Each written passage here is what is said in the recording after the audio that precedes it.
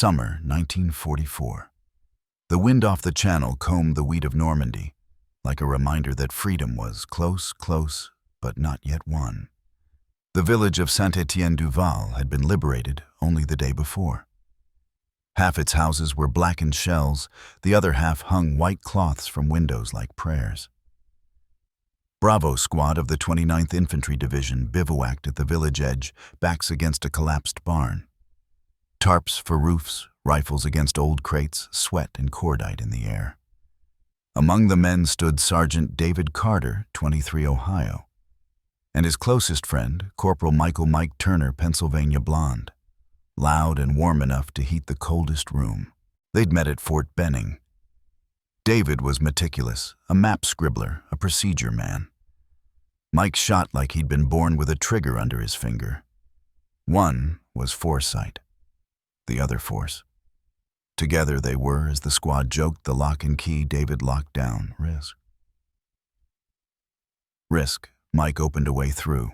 The landings replayed in David's head like a looped reel rounds, skimming like hornet surf, slapping broken LCVPs, salt burning the back of his throat as he and Mike crawled into Omaha's sand.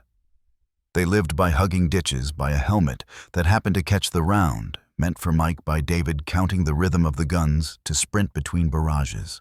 That night, after a sweep around the village, the squad curled into the barn. Lamplight yellowed the straw smell blending with powder. Mike finished swabbing his M1 barrel and crowed, "Counted 4 bent bayonets today. Rookies keep stabbing brick like it's bread." David barked a dry laugh. "Don't let Sergeant O'Hara hear. He'll have you write 10 pages on bayonets versus masonry." Mike winked. "You'll ghostwrite it. Your penmanship is prettier." David pulled a soot-smudged map closer and traced the southern ridge with graphite. A red loop circled High Point R117, a bald limestone knee jutting from the forest, topped by the busted bell tower of a ruined chapel.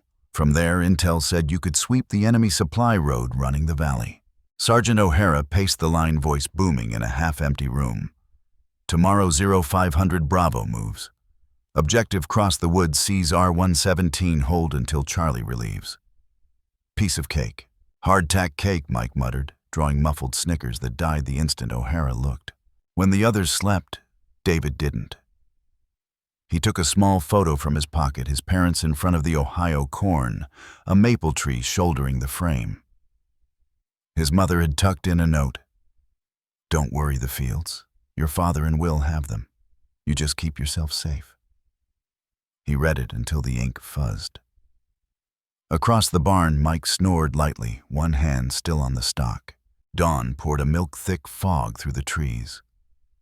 They stepped into second-growth woods, young oaks with mossed bark soil, soft enough to swallow sound. Bravo broke into 3 fire teams. Team 1 under David Mike Klein, a narrow-shouldered Jewish kid with eyes too open, and Harris the Texan radio man bowed under a radio like a stone backpack. O'Hara shadowed rear with Doc Alvarez. David's hand signals set the cadence, stopping whenever the forest's chatter clipped to silence. He knifed marks into bark arrows, slashes, circles, codes only Bravo read. Mike moved low, probing hummocks. "If I were Jerry, where would I put?" He froze, palm up. David froze too. Ahead, the mud was freshly scored. A hair-thin wire lay where leaf litter should have been running into fern shadow. "Grenade snare," Mike breathed. "Combat engineer's handiwork. Pretty." David said nothing, only waved a wide arc around and scored an X with 2 dots trap. Around Euro 9:30, the first spore an Austrian cigarette butt still warm on a rock, its ash unfallen. Harris whispered into the handset like the wind itself. "Likely a scout team. Or bait," David answered. Mike cut him a glance. "You always lead with the worst case. Leading with it keeps us alive." David's eyes narrowed. "You left low." "Klein on me." Harris stick to Mike. By 1100, they reached the tree line where the slope steepened and the limestone showed white. The shattered tower crowned the ridge like a broken tooth. They halted for a quick bite. The cracker powdered in David's mouth. Canteen water tasted like iron. Mike produced a caramel, split it, and shoved half into David's palm. Sugar for the brain. Before David could eat it, something clicked. Klein had brushed a wire hidden under leaves. Mike lunged, pinned Klein's wrist, and sliced the wire. A wooden dog snapped but didn't sing. 4 lungs held the same breath. Alarm snare, Mike whispered. Trip it and they'd ring us in. David nodded and locked eyes with Klein. The kid trembled, pupils blown wide. David set a steadying hand on his shoulder. Breathe. Eyes here. Follow my hand. You're all right. Klein nodded, breath, finding a slower gear. They climbed. Each meter of height added a meter of wind, the far-off artillery, now a nearer drum. The distance to R117 was a shallow stone bowl, with sparse grass like a scalp growing back after fever. David crawled and raised his glass. He saw them 2 MG-42s staggered along the chapel's east lip, a light mortar tucked in a rock bite, 3 sentries cycling the crown. The enemy road hugged the west shoulder. Fresh wheel scars marked it. He scribbled, "Crossfire must split smoke assault, window 4-6 minutes." Mike scanned the sketch and gave a soft whistle. Nice. What if the wind eats the smoke? Then you shoot faster, David said without looking up. Back behind the lip, David briefed. Team 1. David would scythe west grenade the nearer MG. Team 2 would pull fire south. Team 3 held comms in reserve. O'Hara listened without cutting in. You spear the push, Carter. Don't turn it into a funeral. Before they split, Mike tapped David's helmet. If I die today, don't let your newspaper photo look better than mine, Idiot David said. Go. They went to ground, skin to cold earth. Limestone moss, iron in the air. Harris cracked the smoke-white coils, slid like a lazy animal. The first MG-42 shrieked awake on the far side, sawing the fog. Mike yanked Klein behind a boulder, counted cadence, 3-second lull. Now, and popped to fire. 2 gray shapes fell and were gone in the haze. David closed to 10 meters of the nearer gun. He heard the belt clatter, heard his own breath. He flashed the sign. Harris tossed a second pot. Smoke bloomed. David slid forward, thumbed a fragmentation spoon, and sent the grenade on a low arc. The blast kicked dirt and bone. The gun went silent. Then the other screamed louder. Move, David hissed. Mike and Klein broke cover, hosing the chapel doorway. A German with a Panzerfaust stumbled out. David's shot took him in the chest. The tube clanged to the steps. Above, a siren wailed. The wind shredded their curtain. The window was closing. Mike left Harris more smoke. Klein, do not bolt on me. They attacked the cracked steps, boots skating on chalk dust. The chapel's door yawned like a dry throat. The stock felt slick in David's palms. A round sang past his ear. Another chewed stone, a white spray in his face. Mike lobbed a grenade inside. The blast gulped a scream. They flooded through. Left, a toppled altar. Right, stairs to the broken tower. The surviving MG-42 perched upstairs, muzzle over the road. David chopped his hand. I take the stairs. Mike the door. Harris call O'Hara Bravo inside. Klein hold rear. The third step groaned like a tired man. David climbed faster, heart fast, but breath measured. At the landing, he hugged the wall and peered the gap. 2 Germans, one feeding the belt one on the spade grips. David snapped an M18 smoke into the far corner, just enough to jar them, and crashed the threshold muzzle, up trigger a hammer. The room roared. Both fell, the gun, toppled barrel still cherry. He kicked the weapon away and glanced down. A photo had slipped from a tunic, a gap-toothed child clutching a dog. He froze a beat, then tucked it back and pulled the coat across. He inhaled and called clear. Roger, Mike answered, below half shake, half laugh. We did it, David. Outside fire still laced the sky, but high point R117 was Bravo's. O'Hara mounted the ridge and slapped David's shoulder hard enough to bruise. Good work, Carter. You just saved us a battalion. David scanned the room, Mike leaning on stone. Klein collapsed with his helmet hugged to his ribs, Harris laughing like a drunk. Doc Alvarez rapping a stone cut on Mike's arm. For a moment, David thought he heard a bell, not the broken chapels, but something unseen, tolling a new chapter once you stand on the summit. Every road runs downhill. He pressed a palm to the cool step, looked at a sky torn by smoke, and knew the war wasn't ending. It had merely changed its mask. Noon that day, the wind from the valley carried the smell of gunpowder and charred wood. Bravo Squad had taken R-117, but no one dared relax. Taking a high point was only half the job. Holding it, that was the true hell. David stood on the broken balcony of the bell tower, eyes pressed to binoculars. The enemy supply road below lay empty, but he knew they would return better prepared this time. He turned. Mike, check how much ammo and grenades we've got left. Klein set up sandbags on the west. Harris, contact O'Hara, report position, and request immediate resupply. Mike checked his pouches, frowning. We've got less than 120 rounds for the whole team. 3 grenades. David's jaw tightened. Then we use them where they matter. They dug makeshift defenses on the chapel floor using broken furniture as barricades. Alvarez patched Klein's arm from the earlier trap incident.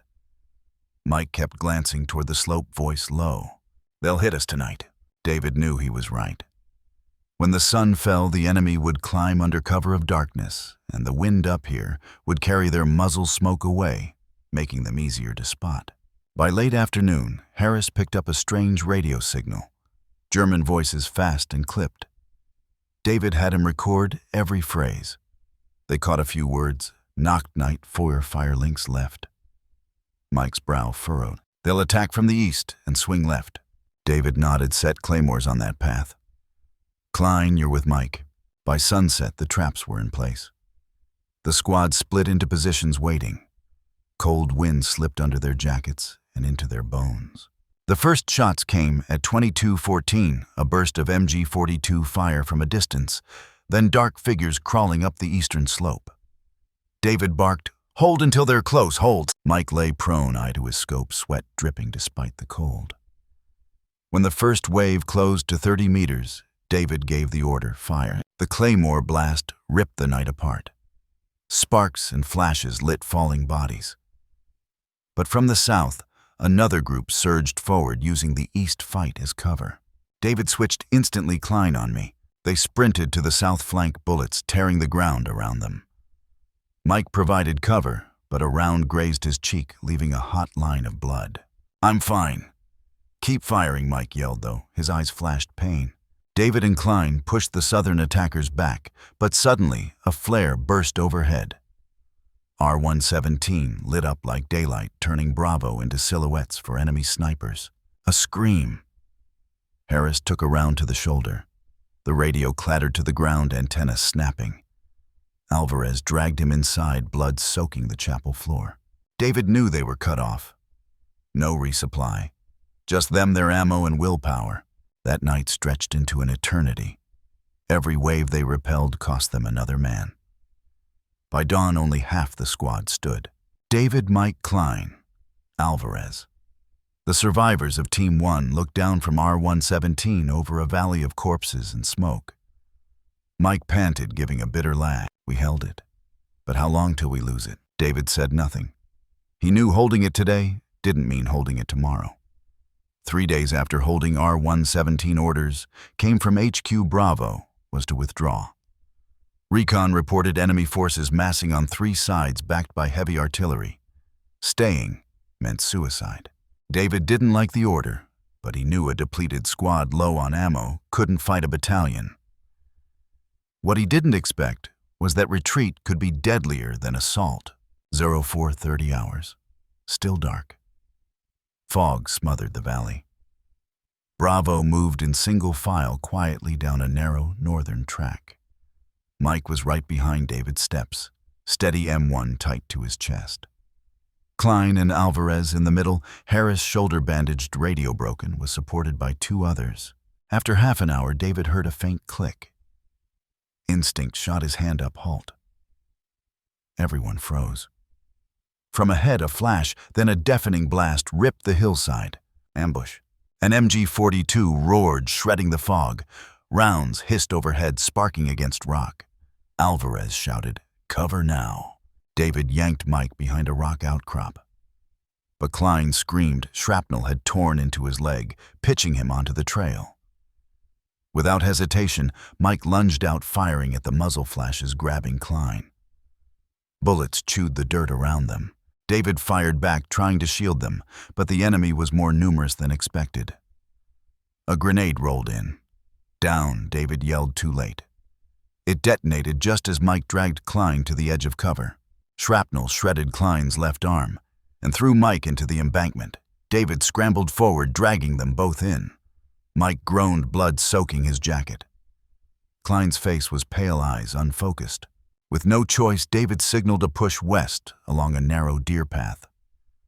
Bravo ran and fired, boots pounding, breaths, ragged bullets whining past. Another man was hit in the throat, gone instantly. Alvarez had to leave the body. Stopping meant death for all. Finally, as the sun climbed, Bravo broke free of the kill zone. They stopped by a forest stream. Harris counted from 18 men, only 11 remained. Half the squad lay behind them. Mike sat against a tree, the white bandage on his shoulder already crimson. He looked at David, forcing a grin. "Not dead yet?"